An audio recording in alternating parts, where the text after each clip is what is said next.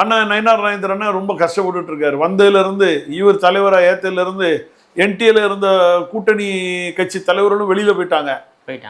சேர்த்து வச்சிருந்தது எல்லாத்தையும் அண்ணாமலை சேர்த்து வச்சிருந்தது எல்லாத்தையும் உடச்சி விட்டாப்புல. எடப்பாடி பழனிசாமி உள்ளே கொண்டு வந்து வச்சு இருக்கிற கூட்டணி காலி. நீ இவங்களை நம்பி யார் போவாங்க?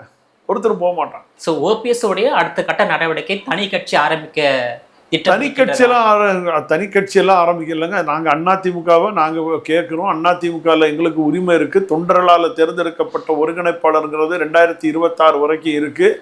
அது அதன்படி எனக்கு தெரிஞ்சு இதே போக்கில் எடப்பாடி பழனிசாமி போனால் கட்சி 2ஆக பிளவுபடும். தேர்தல் ஆணையம் முறையான தீர்ப்பு வழங்குவதாக இருந்தால் இரட்டை இலை சின்னத்தை முடக்கி எப்படி அதிமுக ஜானி ஜேனின்னு வந்ததோ அதே போல் அந்த காலகட்டத்தில் இருந்த வகுப்புகள் எல்லாம் நீங்கள் பார்த்தீங்கன்னா எதனால் உடைக்கப்பட்டது, எதனால் கொடுக்கப்பட்டது, தேர்தல் கமிஷன் எதனால் 2 பேருக்கும் பிரிவினை கொடுத்தாங்க, அம்மாவுக்கும் ஜானகி அம்மா அவர்களுக்கும் பிரிவினை ஏன் கொடுத்தாங்க, அதெல்லாத்தையும் தேர்தல் கமிஷன் கொண்டு வந்தால் இந்த சின்னம் முடக்கப்படும். கட்சி அதிமுக அண்ணன் ஓபிஎஸ் அணி, அதிமுக எடப்பாடி அணின்னு உருவாகும்.